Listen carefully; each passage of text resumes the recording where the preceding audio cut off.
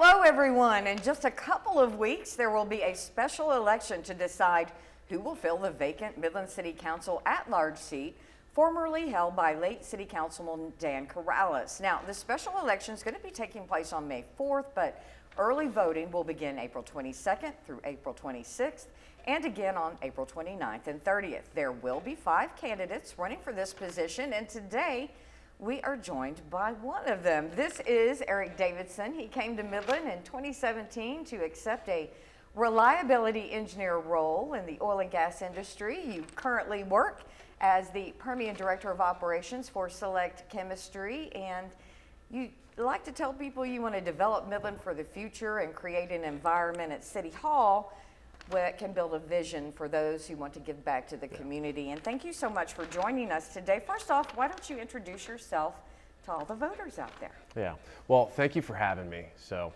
as you mentioned, I'm Eric Davidson. Me and my wife, Casey, are both originally from the Bernie area, and we went to the University of Texas, and after graduating, I took a role up in West Virginia. So we lived up in West Virginia. I was working the oil and gas sector up there. And then in 2017, I got offered an opportunity to transfer down to the Permian. And so we came down in 2017, and as soon as we got down here, we started pouring back into this community that we just moved to, and we started having a family. So since being in Midland, we've had 2 kids. We've actually do foster and adoption, and we currently have 2 foster placements. So we have 2 4-year-olds, a 5-year-old, and a 6-year-old. Oh, wow. So you have a busy household. Yeah, a busy household and a busy life. So on top of my family, on top of my career, I also work with Rope Youth, helping at-risk kids at a local elementary school here in town through the Young Gentlemen's Club. I'm a co-chair with the Wine, Women, and Shoes, which helps raise money for the Midland Rape Crisis and Children's Advocacy Center.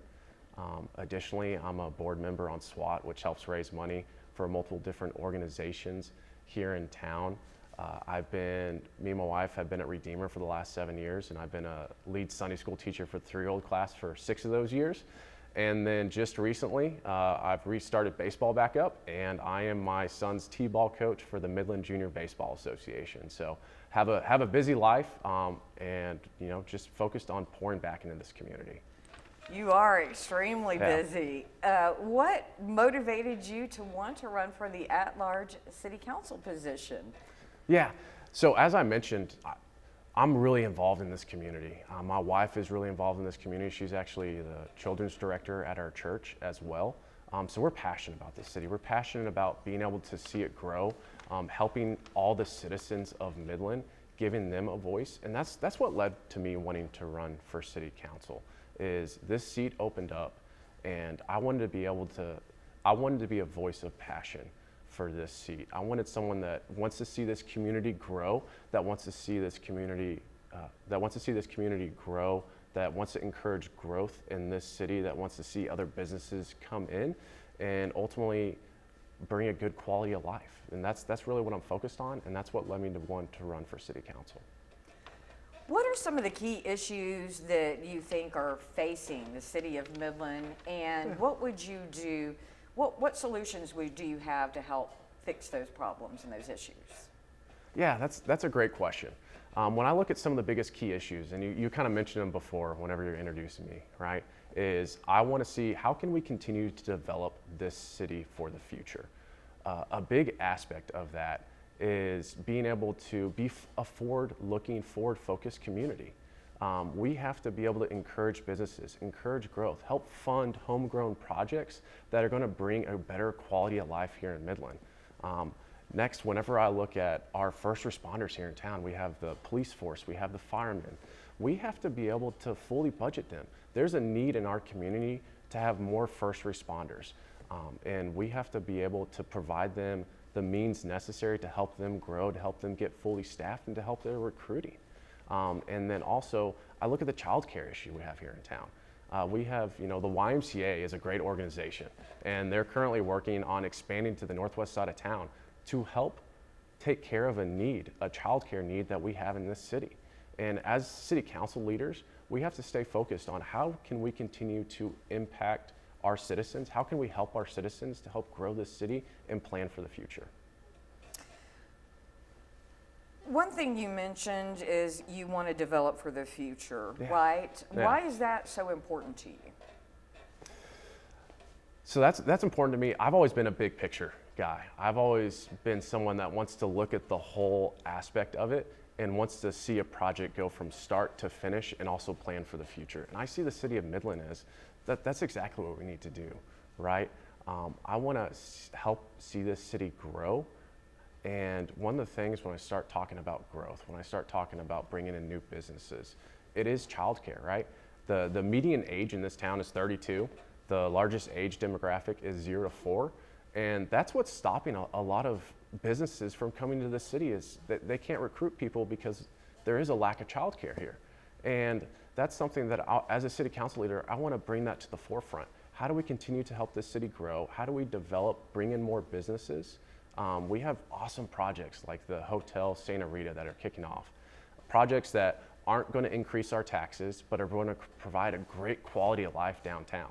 It's going to help bring in other businesses that are going to drive revenue. It's going to bring in a great aspect to downtown where once there was abandoned buildings, now there's going to be a beautiful hotel that's going to be able to get utilized that's overlooking this beautiful park, right? And that's what I just see when I focus on growth. I'm focused on how do we, within our means, continue to fund projects here in Midland and solve problems like the childcare issue that we're seeing.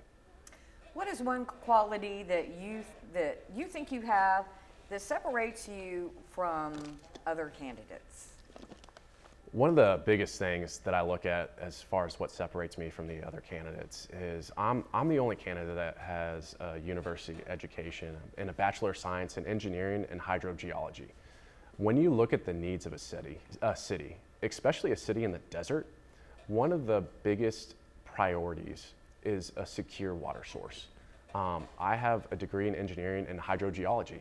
I'm fully involved in oil, gas, and water. I understand the need for water security. I understand how to work water projects to be able to bring water into the city. If we are going to plan for the future, and if we're even currently just planning for now, we need to start looking at how do we continue to secure the water needs. And that's one of the biggest priorities at City Hall, is helping ensure that whenever you turn that faucet on at your house, that there's water coming out of it. Whenever you take your trash out to your dumpster, that there's someone coming to pick it up. And whenever you need emergency responders, that someone's going to show up at your house. That's the biggest priority at city level. So you feel like you bring some experience to the table Yeah. for these issues. Talk about your experience. Yeah, so as you mentioned, I am the director of operations for my business unit out here in the Permian. I have real world experience when it comes to responsibility and accountability of budgets. That's something that I'm going to be able to bring to the city council from day one. I have a hydrogeology background. I understand water needs, water scarcity, and being able to bring in water projects and work with those groups. I have a skill set that separates myself from the other candidates. And then ultimately, I'm passionate. I'm the median age of this town. I have a lot of energy and a lot of passion for this community and giving back into this community. And I think that skill set sets me apart. I'm ready to go to work, and I have the time, resources, and energy to get it done. And that is my next question. Yeah. You have a lot on your plate. You do a lot of charity work. Yeah. You have a big job. Yeah. Do you think you would be able to juggle that if you were a city councilman? Definitely. When I look at my job, when I look at my life, it's all about priority and time management. My wife is she's the keeper of the calendar. And so that is something that every week we're planning out our schedules. We're planning out every aspect when we're going to be doing something. And this is just something that's going to take priority, right? The city council will be one of the priorities in my life that I am focused on. It is an at-large seat. It is focused on helping out the entire community of Midland for the good of all of our citizens, right? So I'm not going to take that lightly. This is a big responsibility, but I know that I'm up for it, and being able to focus my time, prioritize my time is a huge aspect, and it's something I already do. I'm involved in a lot of different organizations. I'm involved in a lot of different stuff in this community, and I have a role that keeps me focused on prioritizing my time. You've mentioned, there are quite a few young families Yeah. that are here right now. One of the things that our viewers have told us is that they're kind of tired of all the bars coming in. They are looking more for family-friendly activities, places to go, those type of businesses. Tell me a little bit about that and your thoughts. Yeah, we need more childcare, not bars. It's pretty simple, right? I mean, bars help drive in sales tax and tax revenue, but we need to be able to provide a great quality of life for our families here in town. You know, we've had projects here over the last 2 years that were going to provide great qualities of life that ended up getting shut down. And we need to focus on being able to partner with people to bring in new projects, new ideas. You know, I'm excited for this town. I have a young family, and there's more stuff every day focused around families.